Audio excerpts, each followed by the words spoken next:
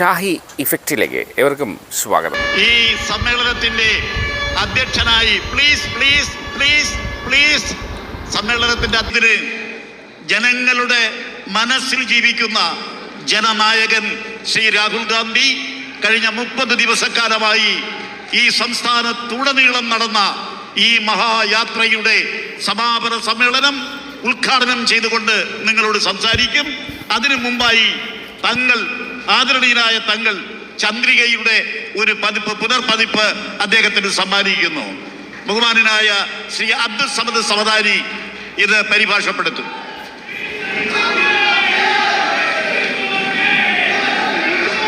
Thank you.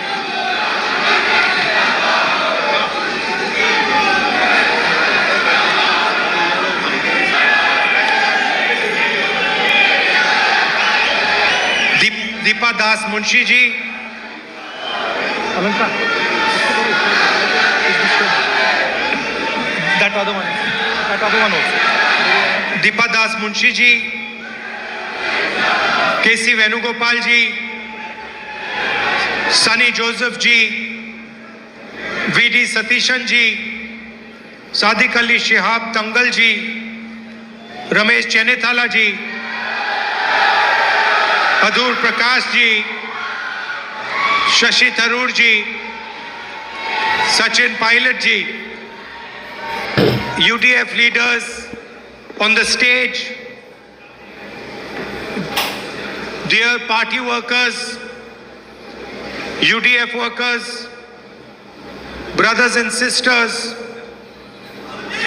friends from the media, and everybody who is watching in Kerala and beyond, I'd like to welcome all of you. വേദിയിലും സദസ്സിലുമുള്ള ബഹുമാന്യരായ UDFന്റെ നേതാക്കളെ, party പ്രവർത്തകരും UDF പ്രവർത്തകരുമായ ബഹുമാന്യ സഹോദരങ്ങളെ, കേരളത്തിനകത്തും പുറത്തു നിന്നുകൊണ്ട് ഈ മഹാസംഭവത്തെ നിരീക്ഷിച്ചു കൊണ്ടിരിക്കുന്ന, ഈ പരിപാടി ശ്രവിച്ചുകൊണ്ടിരിക്കുന്ന ബഹുമാന്യരായ സഹോദരന്മാരെ, സ്നേഹിതരെ, നിങ്ങൾക്ക് എൻ്റെ അഭിവാദ്യങ്ങൾ. It's nice to see Sanju Samson, star of India's quarter-final and semi-final victory in T20 World Cup, is from Trivandrum. World കപ്പിൽ പങ്കെടുത്ത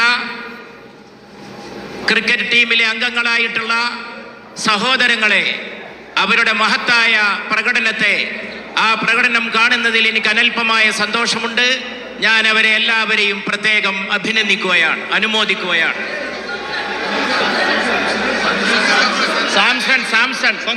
സഞ്ജു സാംസണെ പ്രത്യേകം ഈ സന്ദർഭത്തിൽ ഈ സദസ്സിന്റെ പേരിൽ നിങ്ങൾ അഭിനന്ദിക്കുകയാണ്. Of course,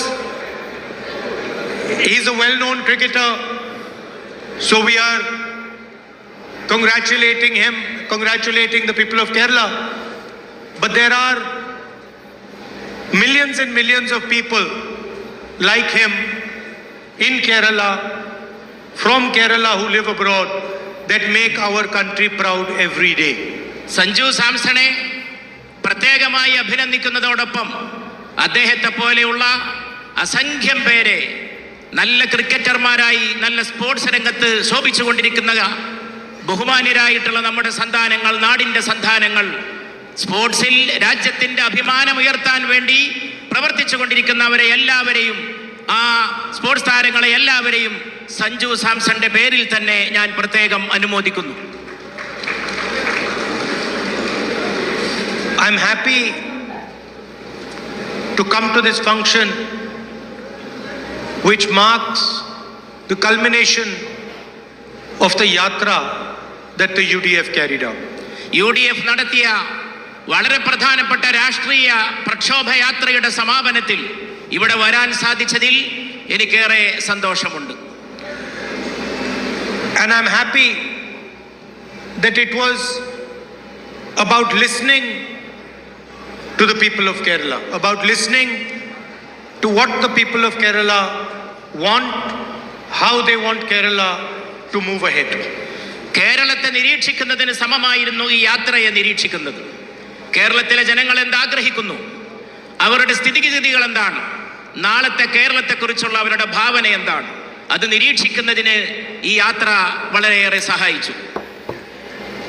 And if we want to discuss Kerala and the future of Kerala, we have to understand that Kerala is a global idea. കേരളത്തെക്കുറിച്ച് പറയുമ്പോൾ, കേരളത്തെക്കുറിച്ച് മനസ്സിലാക്കാൻ ശ്രമിക്കുമ്പോൾ പ്രഥമവും പ്രധാനവുമായിട്ട് എനിക്ക് തോന്നുന്നത് കേരളം ഒരാഗോള ആശയമാണ് എന്നുള്ളതാണ്. It is of course a state in our beautiful country, but it is also a global concept, a global idea. നമ്മുടെ രാജ്യത്തെ മനോഹരമായ ഒരു സംസ്ഥാനമാണ് കേരളം. അതുമാത്രമല്ല, അതോടൊപ്പം വളരെ പ്രധാനപ്പെട്ട ഒരാഗോള ആശയവും ഒരാഗോള സങ്കല്പവും കൂടിയാണ് Keralam. And so it's important to start the discussion with what is going on at the global level. ആഗോളതലത്തിൽ നടക്കുന്ന ചർച്ചയെക്കുറിച്ച്, ആ ചർച്ച തുടങ്ങുന്നതിന് കേരളത്തെ തന്നെ ഒരു മാതൃകയാക്കിയാൽ തീർച്ചയായും അത് ഉചിതമായിരിക്കും. We have millions of our brothers and sisters who live in the Middle East, who send remittances back from the Middle East to India. Million കണക്കിന് പ്രവാസികളായിട്ടുള്ളവർ മധ്യപൗരസ്ത്യ ദേശത്തുണ്ട്.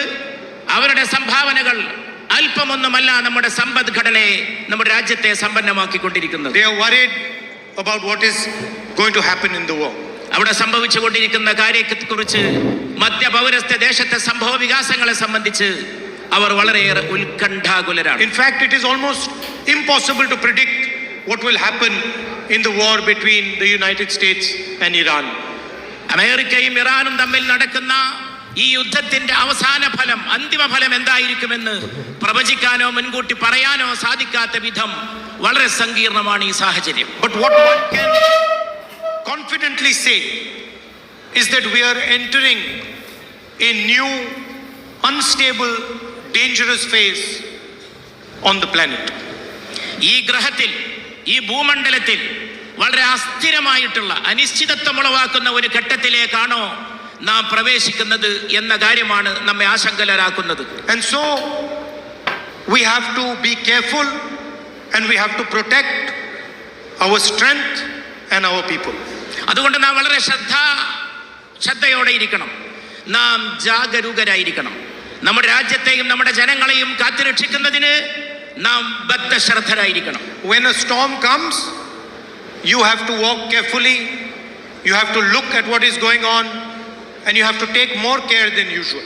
ഒരു കൊടുങ്കാറ്റ് വരുമ്പോൾ നാം വളരെ ശ്രദ്ധിക്കേണ്ടി വരും.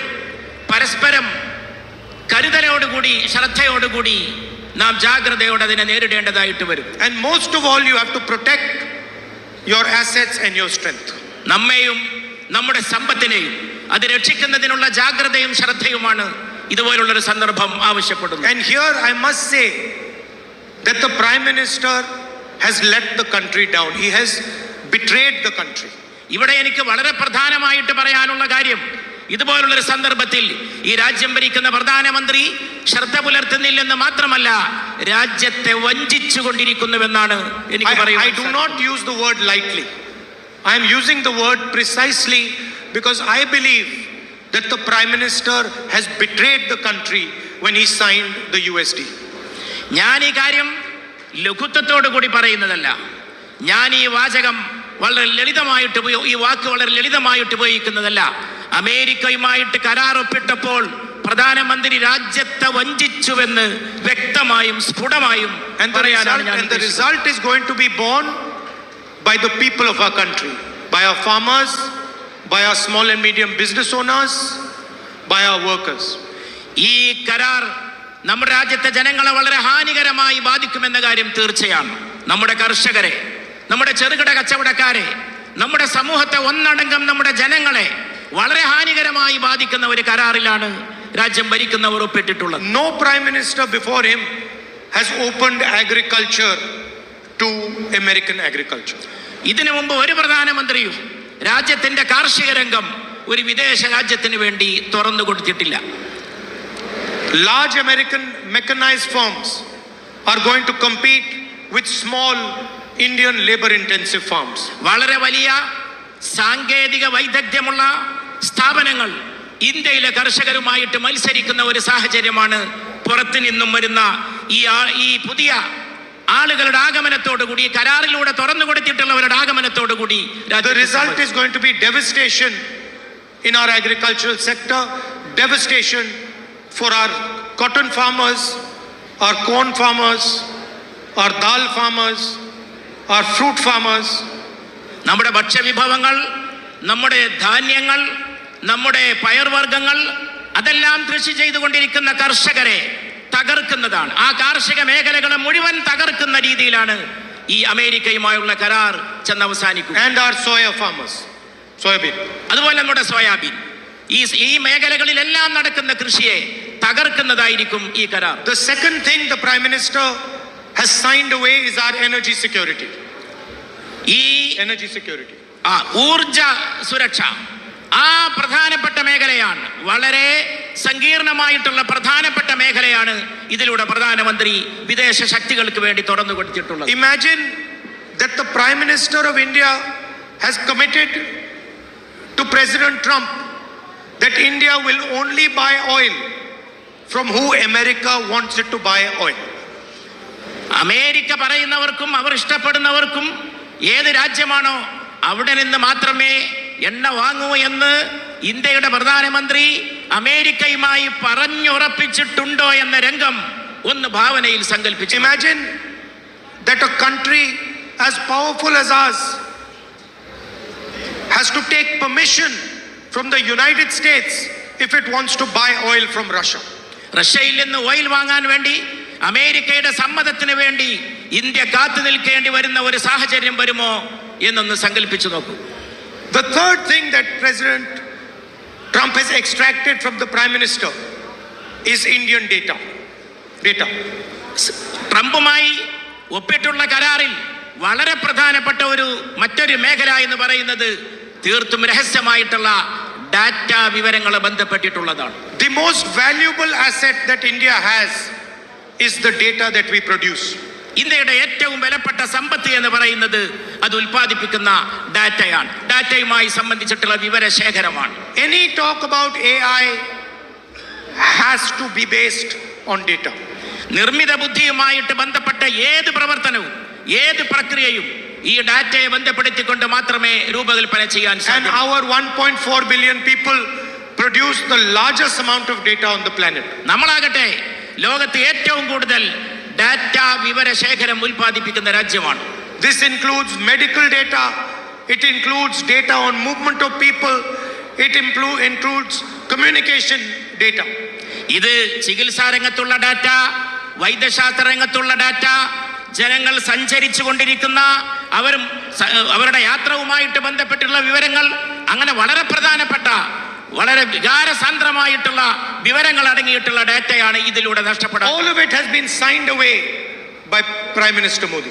ഇതെല്ലാം പ്രധാനമന്ത്രി മോദി ഒപ്പിട്ട് വിദേശ ശക്തികൾക്ക് വേണ്ടി അടിയറവ് പറഞ്ഞു വെച്ചു കൊടുത്തിരിക്കുകയാണ്. And the final thing he has done, he has promised President Trump that we will buy billions of dollars of imports from the United States. Billions of 9 lakh crore imports from the United States every year. 9 lakh crore ഓരോ വർഷവും അമേരിക്കയിൽ നിന്ന് അത് വിലമതിക്കുന്ന സാധനങ്ങൾ വാങ്ങുമെന്നതാണ് ഈ കരാറിൽ ട്രംപുമായി ഒപ്പിട്ടിട്ടുള്ള മറ്റൊരു പ്രധാനപ്പെട്ട വ്യവസ്ഥ. I am pretty certain that no Indian Prime Minister would do this under natural circumstances. ഒരു പ്രധാനമന്ത്രിയും രാജ്യത്തിന്റെ പരമാധികാരത്തിൽ വിശ്വസിക്കുന്ന ഈ രാജ്യം ഭരിച്ചിട്ടുള്ള ഒരു പ്രധാനമന്ത്രിയും ചെയ്യാൻ ധൈര്യപ്പെടാത്ത കാര്യമാണ് ഇതിലൂടെ പ്രധാനമന്ത്രി. I am confident that Narendra Modi would not sell the Indian farmer Indian data under normal circumstances. വളരെ പ്രധാനപ്പെട്ട സാഹചര്യങ്ങൾ ഇതിലൂടെ ഉരുത്തിരിയുന്നു. മാത്രമല്ല ഇതിലൂടെ രാജ്യത്തെ കർഷക സംവിധാനത്തെ, രാജ്യത്തെ വിവരശേഖരത്തെ പ്രധാനമന്ത്രി വിൽക്കുകയാണ് ചെയ്തത് എന്നിവിടെ ഉന്നയിക്കുവാൻ ഞാൻ ആഗ്രഹിക്കുകയാണ്. The only reason the Prime Minister has done this deal is because the Prime Minister of India has been compromised. ഇതിന് പ്രധാനപ്പെട്ട കാരണം എന്തെന്നാൽ വളരെ വലിയ വിട്ടുവീഴ്ചകൾക്ക് പ്രധാനമന്ത്രി വിധേയനാകേണ്ടി വന്നു എന്നുള്ളതാണ്. There are 3.5 million Epstein files that have still not been revealed. എത്രയോ എപ്സ്റ്റീൻ ഫയലുകൾ, അസംഖ്യം ഫയലുകൾ അനാവരണം ചെയ്യപ്പെട്ട് കിടക്കുകയാണ്. And the Prime Minister of India is terrified that the United States will release those files. ഈ ഫയലുകളെല്ലാം തന്നെ ഉടൻ തന്നെ വെളിച്ചത്ത് കൊണ്ടുവരുമെന്ന് ഇതിനകം പ്രഖ്യാപിക്കപ്പെട്ട് കഴിയുകയും. Anil Ambani, a close confidant of the Prime Minister's name, is in those files. ആ ഫയലുകളിൽ പ്രധാനമന്ത്രിയുടെ പേരുണ്ട് എന്നുള്ളതും ഇവിടെ ഇതിനകം വ്യക്തമാക്കപ്പെട്ടിരിക്കുന്നു. Hardeep Puri's name is in those files. Hardeep പുരിയാണ് ഈ പേര് ആ ഫയലുകളിൽ തീർച്ചയായും ഉണ്ടെന്ന് വ്യക്തമാക്കിയത്. And we are confident that there are many other names in these files. പല പേരുകളും ഇനിയും ഈ ഫയലുകളിൽ ഉണ്ടാകും എന്നാണ് നാം മനസ്സിലാക്കുന്നത്. On the other side, the United States has a criminal case on Mr. Adani. അതുപോലെ തന്നെ അദാനിയെ പോലുള്ളവരുടെ പേരുകളും അമേരിക്കയുടെ മറ്റ് രേഖകളിൽ തീർച്ചയായും കാണാൻ സാധിക്കുന്നു.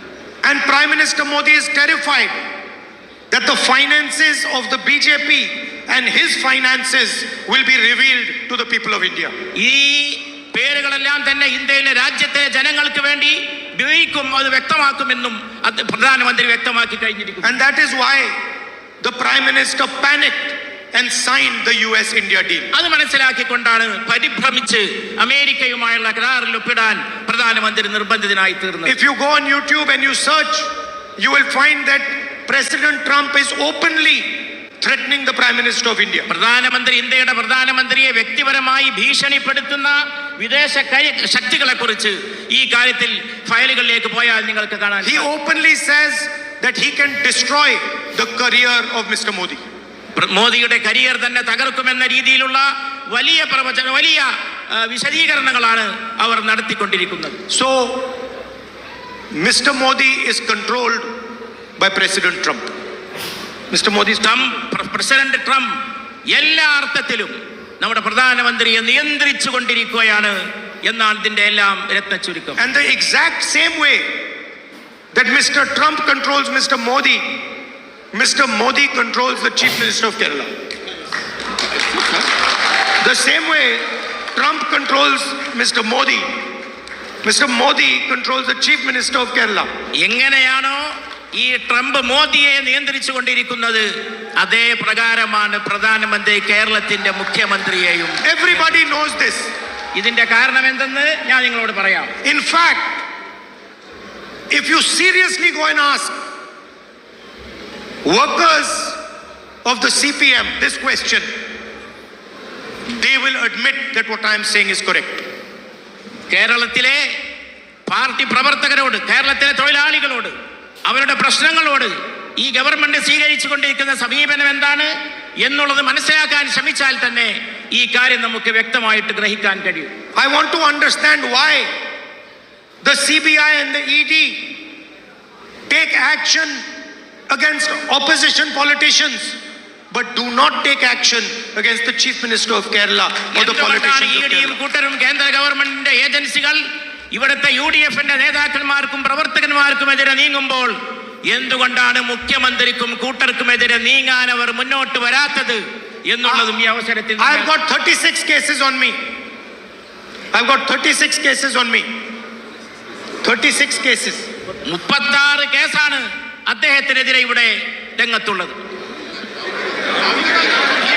36 കേസാണ് ഈ രാജ്യത്ത് എനിക്കെതിരെ ഇതിനകം അവരെടുത്തിട്ടുള്ളത്. I have been interrogated by the ED for 55 hours continuously. 55 മണിക്കൂർ ദീർഘമായ സമയം എന്നെ ഇരുത്തി വിചാരണ ചെയ്യാനും ഈ ED തയ്യാറായിട്ടുണ്ട്. Why has the ED taken no action on the Chief Minister of Kerala and his family? എന്തുകൊണ്ടാണ് ED മുഖ്യമന്ത്രിക്കും കുടുംബത്തിനുമെതിരെ അനങ്ങാപ്പാറ നയത്തോടെ ഒരു നടപടിയും എടുക്കാതെ ഇരിക്കുന്നത്? And the reason is that they are working together. കാരണം വളരെ വ്യക്തമാണ്, അവർ ഒന്നിച്ച് ചേർന്നുകൊണ്ടാണ് പ്രവർത്തിച്ചു കൊണ്ടിരിക്കുന്നത് എന്നുള്ളതാണ് കാരണം. In fact, in Kerala, it is not the CPM and the BJP. കേരളത്തെ സംബന്ധിച്ച് പ്രശ്നം CPI BJP എന്നതല്ല, it is the CJP. അത് CJP എന്നുള്ളതാണ്. അവർ കൂട്ടുചേർന്നുകൊണ്ടുള്ള പരസ്പരം കൈകോർത്ത് പിടിച്ചുകൊണ്ടുള്ള everybody knows that they are partners. അവർക്ക് എല്ലാവർക്കും അറിയാം അവർ ഘടകകക്ഷികളെ പോലെയാണ്. And everybody knows that they are working together in Kerala to defeat the UDF. അവരെല്ലാവരും പരസ്പരം സഹകരിച്ച് അവർ രണ്ടു കൂട്ടരും UDF-നെ തോൽപ്പിക്കുന്നതിന് വേണ്ടി ഒറ്റക്കെട്ടായി കൈകോർത്ത് പിടിച്ചു എന്ന കാര്യവും എല്ലാവർക്കും അറിവുള്ളതാണ്. I also want to ask my friends, workers in the left front, a question. LDF ഇടതുപക്ഷത്തുള്ള പ്രവർത്തകരോട് അതുപോലെ അവരോട് ഞാൻ തീർച്ചയായും ഒരു ചോദ്യം അവരുടെ മുമ്പാകെ ഉന്നയിക്കാൻ ആഗ്രഹിക്കുന്നു. You call yourself a communist government. നിങ്ങൾ നിങ്ങളുടെ ഗവൺമെന്റിനെ ഒരു കമ്മ്യൂണിസ്റ്റ് ഗവൺമെന്റ് എന്നാണ് വിളിക്കുന്നത്. Please tell me what is communist about your government in Kerala today. ഈ കേരളത്തിലെ ഗവൺമെന്റിന് എന്ത് കമ്മ്യൂണിസ്റ്റ് സ്വഭാവമാണുള്ളത് എന്ന് എനിക്കൊന്ന് പറഞ്ഞു തരുമോ എന്ന് ഞാൻ അവരോട് ചോദിച്ചു. This is the most corporatist government that Kerala has ever seen. ഇത് ഏറ്റവും വലിയ കമ്മ്യൂണിസ്റ്റ് വിരുദ്ധവും ഏറ്റവും മുതലാളിത്തപരവുമായിട്ടുള്ള ഒരു സർക്കാരാണ് ഇന്ന് Keralam ഭരിച്ചുകൊണ്ടിരിക്കുന്നത്. It is against the interests of the workers. It is against the interests of small business. It is against the interests of the farmers, and it is for the interest of the biggest businessmen. ഇത് വലിയ വലിയ വൻ കുത്തകകളെ പ്രോത്സാഹിപ്പിക്കുകയല്ലാതെ ഈ കേരളം ഭരിക്കുന്ന government തൊഴിലാളി വിരുദ്ധമാണ്, കർഷക വിരുദ്ധമാണ്, ചെറുകിട കർഷകർക്കെതിരാണ്. ഇവിടുത്തെ ജനങ്ങളുടെ ഒരു താല്പര്യവും സംരക്ഷിക്കാതെ ഏതാനും കുത്തകകളെ മാത്രമാണ് അവർ വളർത്തുന്നത്. In fact, I have a suggestion for them. ഞാൻ യഥാർത്ഥത്തിൽ എനിക്ക് അവരുടെ മുമ്പാകെ ഒരു നിർദ്ദേശം വെക്കാനുണ്ട്. Your name is Communist Party of India. നിങ്ങളുടെ പേര് കമ്മ്യൂണിസ്റ്റ് പാർട്ടി ഓഫ് ഇന്ത്യ എന്നാണ്. Change it to Corporatist Party of India. Comprehends party of India എന്ന് നിങ്ങളുടെ പേര് മാറ്റാൻ നിങ്ങൾ തയ്യാറാകണമെന്നാണ്. At least stand for what you say you are. പറയുന്നതിന് വേണ്ടി പുറത്തു വന്ന് ആ നിലപാട് വ്യക്തമാക്കി പ്രവർത്തനത്തിൽ മുന്നോട്ടിറങ്ങി ആ വാക്ക് പോലെ പ്രവൃത്തിയിലും നിലകൊള്ളാനെങ്കിലും നിങ്ങൾ തയ്യാറാകണം. You can ask their workers this question, and I guarantee you at least 50% will say, you know what Rahul Gandhi has said is true. We are no longer the Communist Party of Kerala, we are the Corporate Party of Kerala. ഞങ്ങൾ ഈ ചോദ്യം നിങ്ങൾ ഇടതുപക്ഷ മുന്നണിയിലെ പ്രവർത്തകരോട് ചോദിച്ചാൽ അവരിൽ 50% പേരെങ്കിലും സമ്മതിക്കും നിങ്ങൾ പറഞ്ഞത് ശരിയാണ്, രാഹുൽ ഗാന്ധി പറഞ്ഞത് ശരിയാണ് എന്ന്. അവരിൽ 50% പേരും സമ്മതിക്കുക മാത്രമല്ല അവരുടെ പാർട്ടി അവരുടെ ആദർശത്തെ ഉൾക്കൊള്ളുന്നില്ല എന്ന് പരസ്യമായി സമ്മതിക്കും. The other question I would like to ask is one of the holiest places in Kerala, the Sabrimala temple. Gold was stolen from the Sabrimala temple. ഈ കേരളത്തെ സംബന്ധിച്ച് ഇവിടുത്തെ ഏറ്റവും പവിത്രമായ സ്ഥലങ്ങളിൽ ഒന്നാണ് ശബരിമല. അവിടുത്തെ സ്വർണം മോഷ്ടിക്കപ്പെട്ടു എന്നതും വളരെ വ്യക്തമാണ്. Multiple leaders of the CPM were jailed. എത്രയോ CPM-ന്റെ നേതാക്കന്മാർ ജയിലിൽ അടക്കപ്പെട്ടു ഇതിന്റെ പേരിൽ. And the investigation was stopped from reaching the top. വളരെ മുകളിൽ നിന്ന് തന്നെ ആജ്ഞ നൽകിക്കൊണ്ട് ഓർഡർ ഇറക്കിക്കൊണ്ട് അവർക്ക് നേരെയുള്ള സകല അന്വേഷണവും സ്തംഭിപ്പിക്കുകയും മരവിപ്പിക്കുകയും ചെയ്തു. Don't worry, we will take strict action against the people who have dishonored Sabrimala. പക്ഷേ എന്റെ പ്രിയപ്പെട്ട സഹോദരങ്ങളെ, നിങ്ങൾ ഉത്കണ്ഠപ്പെടേണ്ടതില്ല. അവിടുത്തെ സ്വർണം കട്ടവർക്കെതിരെ ശക്തമായ നിലപാട് കേരളത്തിലെ ജനങ്ങൾക്ക് വേണ്ടി ഒരു ദിവസം നാം എടുക്കുക തന്നെ ചെയ്യും എന്നാണ് എനിക്ക് പറയാനുള്ളത്. I was just speaking to the leaders who took part in the yatra. യാത്രയിൽ പങ്കെടുത്ത നേതാക്കളോട് ഞാൻ അല്പം മുമ്പ് സംസാരിക്കുകയായിരുന്നു. And I said it is a listening yatra. It was a yatra that listened to people. ജനങ്ങളെ ശ്രദ്ധിക്കുന്ന ഒരു യാത്രയാണത് എന്ന് അവർ എന്നോട് പറഞ്ഞു. And everybody understands that the LDF government has created a massive unemployment problem in Kerala. കേരളത്തെ സംബന്ധിച്ച് വളരെ വിപുലമായിട്ടുള്ള വ്യാപകമായ തൊഴിലില്ലായ്മ ഇടതുപക്ഷ ഗവൺമെന്റ് സ്വീകരിച്ചു എന്നുള്ളതും വളരെ വ്യക്തമാണ്. Modi has destroyed the employment system in India, and CPM has destroyed the employment system in Kerala. Modi ഇന്ത്യയുടെ തൊഴിൽ മേഖല തകർത്തു, തൊഴിലില്ലായ്മ രൂക്ഷമാക്കി. CPM കേരളത്തിന്റെ തൊഴിൽ മേഖല തകർത്തു, ഇവിടെ തൊഴിലില്ലായ്മ വ്യാപകമാക്കി. And we are going to take full action on reigniting employment in Kerala. നാം ഈ കാര്യത്തിൽ ചെറുപ്പക്കാർക്ക് തൊഴിൽ കൊടുക്കുന്നതിന് വേണ്ടി കർക്കശമായ കൃത്യമായ പ്രവർത്തനങ്ങളും നടപടികളും എടുക്കുമെന്ന് We will support small and medium businesses and once again bring employment back to Kerala. നാം വീണ്ടും ചെറുപ്പക്കാരെ സാങ്കേതിക രംഗത്ത് പുതിയ ഉണർവ് ഉണ്ടാക്കിക്കൊണ്ട് പുതിയ തൊഴിലുകൾ ഉൽപ്പാദിപ്പിച്ചുകൊണ്ട് യുവാക്കൾക്ക് വിപുലമായി തൊഴിൽദാന പദ്ധതികൾ നാം ആവിഷ്കരിക്കും. We do not like the fact that millions of people from Kerala are forced to go abroad for employment. ഈ കേരളത്തിലെ ജനങ്ങൾ എന്തുകൊണ്ടാണ് മില്യൺ കണക്കിന് ചെറുപ്പക്കാർ വിദേശത്ത് പോയി തൊഴിലെടുക്കാൻ നിർബന്ധിതരാകുന്നത് എന്ന കാര്യം നാം ഇപ്പോഴും ആലോചിക്കുന്നു. In addition to that, we are going to provide some basic protections to the people of Kerala. അതുമാത്രമല്ല, കേരളത്തിലെ ജനങ്ങൾക്ക് ചില അടിസ്ഥാനപരമായ സുരക്ഷാ നടപടികൾ അനിവാര്യമാണ്. That will be like a protective cover for the people of Kerala. Protective cover. ഈ കേരളത്തിലെ ജനങ്ങൾക്ക് ഒരു സുരക്ഷാ വലയം എല്ലാ അർത്ഥത്തിലും ജീവിത രംഗത്ത് പണിതു കൊടുക്കേണ്ടതുണ്ട്.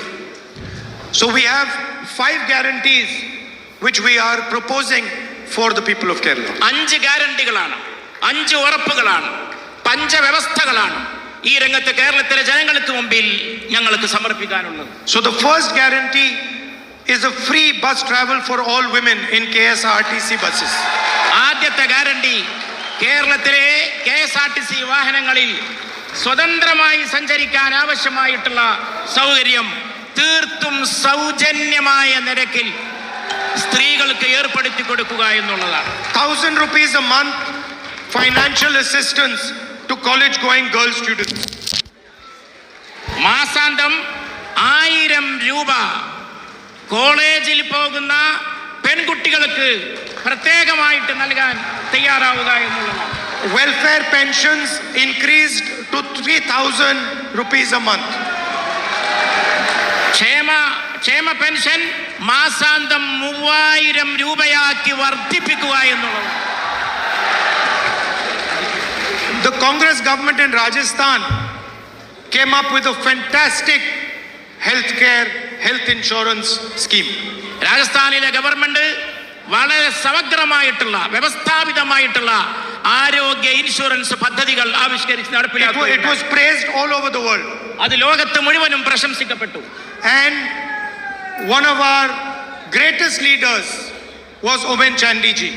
നമ്മുടെ മഹാന്മാരായ നേതാക്കളിൽ പെടുന്ന വ്യക്തിത്വമാണ് Shri Oommen ചാണ്ടിജി. So we are going to name the new health insurance scheme for Kerala after Omen Chandy ji. Oommen ചാണ്ടിയുടെ കാലശേഷം കേരളത്തിലെ ആ ഇൻഷുറൻസ് സംഭവത്തിന് അതിന് തകർച്ച സംഭവിച്ചിട്ടുണ്ട്. And that is going to provide 25 lakh rupees of insurance for every household. ഓരോ വീടിനും ഓരോ കുടുംബത്തിനും 25 ലക്ഷം വരെയുള്ള ഹെൽത്ത് ഇൻഷുറൻസ് പദ്ധതി ആവിഷ്കരിക്കുമെന്ന് ഞാൻ ഇവിടെ പ്രഖ്യാപിക്കുകയാണ്. Up to 5 lakh interest-free loans for youngsters who want to start their businesses. അതിൽ 5 ലക്ഷം വരെയുള്ളവർക്ക് അതിൽ 5 ലക്ഷം വരെ ചെറുപ്പക്കാർക്ക് പുതിയ ബിസിനസ് തുടങ്ങാൻ ആഗ്രഹിക്കുന്ന ചെറുപ്പക്കാർക്ക് സൗജന്യമായി കടം ഫ്രീ ലോൺ നൽകുന്നതിനായിരിക്കും ഉപയോഗപ്പെടുത്തുക. And a dedicated ministry for senior citizens welfare. മുതിർന്ന പൗരന്മാർക്ക് വേണ്ടി അവർക്ക് സേവനത്തിന് വേണ്ടി അർപ്പിക്കപ്പെട്ട ഒരു പ്രത്യേക മന്ത്രാലയം പ്രായം ചെന്നവർക്ക് വേണ്ടി തുടങ്ങാൻ നാം തയ്യാറാകും. You know, today I had a talk with some technology ഭാഷണം നടത്താൻ എനിക്ക് അവസരമുണ്ടായി. and we discussed the future of Kerala with regards to technology, with regards to data. ഡാറ്റയുമായി ബന്ധപ്പെട്ട് സാങ്കേതിക വിദ്യകളുമായി ബന്ധപ്പെട്ട് കേരളത്തിന്റെ ഭാവിയെക്കുറിച്ച് അവരോട് വളരെ ഗൗരവത്തിൽ ചർച്ച നടത്താൻ സാധിച്ചു. And one of the questions I was asked in that conversation was, when are we going to see that freebies are not given to people in politics anymore? That freebies എന്നാണ് നിങ്ങൾ ഉൽപ്പാദിപ്പിക്കാനും പ്രദാനം ചെയ്യാനും പോകുന്നത് എന്ന ചോദ്യമാണ് പ്രധാനമായിട്ട് ഞാൻ ഇവിടെ ഉന്നയിക്കുകയുണ്ടായി. And my answer to the question was that freebies are actually given to Adani and Ambani. ഞാൻ അങ്ങനെ ഒരു ചോദ്യം ഉന്നയിക്കാനുണ്ടായ കാരണം ഈ ഫ്രീബീസ് എപ്പോഴും നൽകപ്പെടുന്നത് അദാനിക്കും കൂട്ടർക്കും മാത്രമാണ് ഈ രാജ്യത്ത്. Lakhs of crores of their loans are forgiven. കോടിക്കണക്കിന് വരുന്ന അവരുടെ കടങ്ങളാണ് എഴുതി തള്ളിയിട്ടുള്ളത്. They are given huge tracts of land for free. അവർക്ക് ഫ്രീ ആയിട്ട് ഏക്കറക്കണക്കിന് ഭൂമി വിട്ടുകൊടുത്തിരിക്കുകയാണ്. So it is absolutely correct for us to provide protection to the poorest people of our state. അതുകൊണ്ട് ഈ രംഗത്ത് പ്രവർത്തിക്കുന്നവർക്ക് സുരക്ഷ നൽകുക എന്നുള്ളത് നമ്മെ സംബന്ധിച്ച് വളരെ പ്രധാനപ്പെട്ട കാര്യമാണ്. And we are proud that we are providing this protection to the people of Kerala. ഇതിലൂടെ കേരളത്തിലെ ജനങ്ങൾക്ക് വലിയ സുരക്ഷ പ്രദാനം ചെയ്യാൻ സാധിക്കുമെന്ന് നാം തീർച്ചയായും പ്രത്യാശിക്കുന്നു. Finally, I'd like to end with a little bit of political advice. അവസാനം എനിക്കല്പം രാഷ്ട്രീയ ഉപദേശവും നിങ്ങളുടെ മുമ്പാകെ വെക്കാം. And this is not coming from me, but this is coming from the people of Kerala. ഇത് എൻ്റെ ഉള്ളിൽ നിന്ന് വരുന്നതല്ല, കേരളത്തിലെ ജനങ്ങളുടെ മനസ്സിൽ നിന്ന് വരുന്നതാണ്. And it is advice to the leadership of the UDF. അത് മുമ്പിലിരിക്കുന്ന നിങ്ങളോടല്ല, വേദിയിലുള്ള നേതാക്കളോടാണ്, UDF-ന്റെ നേതാക്കളോടാണ് എനിക്ക് നടത്താൻ. Not from me, but from the people of Kerala. എൻ്റെ ഭാഗത്ത് നിന്നല്ല, കേരളത്തിലെ ജനങ്ങളുടെ ഭാഗത്ത് നിന്നാണ് ആ നിർദ്ദേശവും ഉപദേശവും. So don't get angry with me, I am the messenger only. അതുകൊണ്ട് എന്നോട് ദേഷ്യം പിടിക്കരുത്, ഞാൻ ജനങ്ങളുടെ അഭിപ്രായം നിങ്ങൾക്ക് എത്തിച്ചു നൽകുന്ന ഒരു ദൂതൻ മാത്രമാണ്. See, there are many beautiful dances in Kerala. Dances. കേരളത്തിൽ വളരെ സുന്ദരമായിട്ടുള്ള നർത്തകരുണ്ട്. മോഹിനിയാട്ടം, ഒരുപാട് നൃത്തരൂപങ്ങളുള്ള കല കൊണ്ട് വളരെ സമ്പന്നമായിട്ടുള്ള പ്രദേശമാണ് Keralam. Some dances are individual dances. ചില നൃത്തങ്ങൾ വ്യക്തിഗത നൃത്തങ്ങളാണ്. Where suddenly one dancer comes in the middle and starts to dance. ഒരാൾ മുന്നോട്ട് വന്നുകൊണ്ട് ഒറ്റക്ക് നൃത്തം ചെയ്യാൻ തുടങ്ങും, അത് ആളുകളെ ആകർഷിക്കും. Like in Mohiniyattam, one person dances. Mohiniyattam നോക്കൂ, ഒറ്റ വ്യക്തിയാണ് വേദിയിൽ വരുന്നത്, ആ ഒറ്റ വ്യക്തി നൃത്തം ചെയ്യുന്നു. And then there are also group dances where everybody dances together. അതോടൊപ്പം സംഘനൃത്തങ്ങളുമുണ്ട്. ആ സംഘനൃത്തങ്ങളിൽ ഒരുപാട് പേർ ഒന്നിച്ചു ചേർന്ന് നൃത്തം വെക്കുന്നതാണ് നാം കാണാറുള്ളത്. Now, when a group dance is taking place, suddenly if one person starts to dance, it looks ridiculous. അങ്ങനെ ഒരു സംഘനൃത്തം നടക്കുമ്പോൾ ചിലപ്പോൾ എവിടെയെങ്കിലും ഒരാൾ വന്ന് ഒറ്റക്കൊരു നൃത്തം നടത്തി മറ്റുള്ളവരുടെ ആകർഷണം നേടാൻ ശ്രമിക്കാറുണ്ട്. So the advice from the people of Kerala to the UDF leaders is dance together. അതുകൊണ്ട് കേരളത്തിലെ UDF നേതാക്കളോട് എനിക്ക് നൽകാനുള്ള ഉപദേശം, കേരളത്തിലെ ജനങ്ങൾക്ക് വേണ്ടി നൽകാനുള്ള ഉപദേശം, ഒന്നിച്ചു ചേർന്ന് കൂട്ടമായി ഒരു സംഘനൃത്തമായി മാറൂ. And they are already saying if the UDF dances together harmoniously, we are going to make you the government of Kerala. They already saying it. ജനങ്ങൾ ഒരു കാര്യവും കൂടി അതിന്റെ കൂടെ ചേർത്ത് പറയുന്നുണ്ട്. UDF നേതാക്കന്മാർ ഒന്നിച്ചു ചേർന്ന് കൈകോർത്ത് പിടിച്ച് ഒരു സംഘനൃത്തം സമ്മാനിച്ചാൽ ഞങ്ങൾ നിങ്ങളെ അധികാരത്തിൽ എത്തിക്കാമെന്നും കേരളത്തിലെ ജനങ്ങൾ ഉദ്ഘോഷിക്കുന്നത് ഞാൻ കേൾക്കുന്നു. So that was little bit of political advice. I apologize if it was out of place. അതാണ് എൻ്റെ രാഷ്ട്രീയ ഉപദേശം. അങ്ങനെ പറയുന്നതിൽ വല്ല അനിഷ്ടവും ഉണ്ടെങ്കിൽ ഞാൻ ക്ഷമാപണം നടത്തുകയാണ്. Once again, whenever I come here, it is an honor for me to come to Kerala, this great land, to come to see the people of Kerala. ഈ മഹത്തായ നാട്ടിൽ വരുന്നത്, കേരളത്തിൽ വരുന്നത്, ഇവിടുത്തെ സുന്ദരന്മാരായിട്ടുള്ള സൗന്ദര്യമുള്ള ജനങ്ങളെ കാണുന്നത്, നല്ല മനുഷ്യരെ കാണുന്നത് വളരെ സന്തോഷകരവും അഭിമാനകരവുമായിട്ടുള്ള കാര്യമാണ്. I am looking at that picture over there. That picture there. ഞാൻ ഈ വേദിയുടെ ഒരു വശത്ത് വെച്ചിരിക്കുന്ന ഈ ചിത്രം സാഗൂതം ശ്രദ്ധിക്കുകയായിരുന്നു. And I can see top quality leadership in that photograph. എനിക്ക് ഈ ഫോട്ടോയിൽ കേരളത്തിലെ ഐക്യ ജനാധിപത്യ മുന്നണിയുടെ സമുന്നതരായ നേതാക്കളെയാണ് കാണാൻ സാധിക്കുന്നത്. Each person in that photograph is a formidable political leader. ഈ ചിത്രത്തിൽ കാണുന്ന ഓരോ നേതാവും കേരളത്തെ സംബന്ധിച്ച് അവഗണിക്കാൻ കഴിയാത്ത ശക്തന്മാരായിട്ടുള്ള നേതാക്കളാണ്. And each one of them represents some part of Kerala society. കേരളീയ സമൂഹത്തിന്റെ ഏതെങ്കിലും സുപ്രധാനമായ ഒരു ഭാഗത്തെയാണ്, അതിന്റെ പ്രതിനിധി ഭവിക്കുകയാണ് ഇതിലെ ഓരോ നേതാവും ചെയ്യുന്നത്. So I want them to all work together to defeat the corrupt left front government.